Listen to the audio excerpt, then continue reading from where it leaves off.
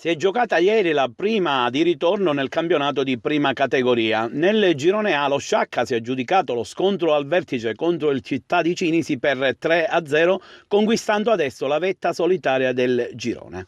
Il Real Menfi invece è stato sconfitto per 2-1 sul campo del Città di Carini.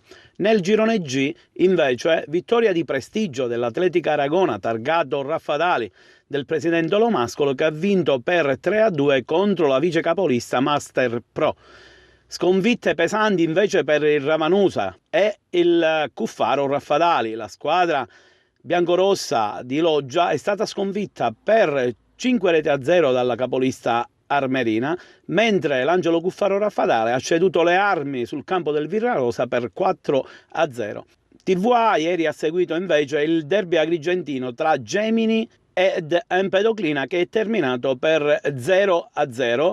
Grossa occasione sciupata per la squadra allenata da Nicola Serio per il San Giovanni Gemini, che ha fallito un calcio di rigore a un quarto d'ora dalla fine. A fine partita abbiamo sentito i due tecnici, Nicola Serio per il Gemini, Angelo Mercante per l'Empedoclina e il dirigente della squadra di casa Piero Pinna. Termine del derby di prima categoria tra Gemini e Empedoclina finito 0-0, siamo col tecnico del San Giovanni Gemini, del Gemini Calcio, Nicola Serio. Nicola, una partita gagliarda la vostra, forse meritavate molto di più che il pareggio.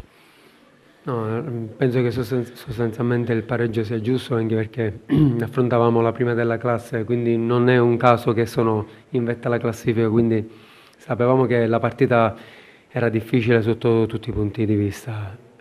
Che devo dire, ragazzi, purtroppo il calcio è questo, si gioisce e nello stesso modo non ci deve essere deprimento per un risultato non raggiunto, però penso che è un punto da cogliere per creare autostima a questi ragazzi che da 5 settimane che non si faceva punto, quindi prendiamo di buono il punto, abbiamo fermato la capolista, può essere un viatico per un campionato, diciamo che sempre traballante, ma con la promessa dei ragazzi di fare meglio nelle prossime partite. Il dell'Empedoclina finisce 0-0, il derby difficilissimo San Giovanni Gemini. Ho intervistato Nicola Seri, ha detto che il pareggio alla fine ci può stare, loro hanno avuto qualche occasione forse in più. Sì, il pareggio ci può stare, questa è la prima di ritorno.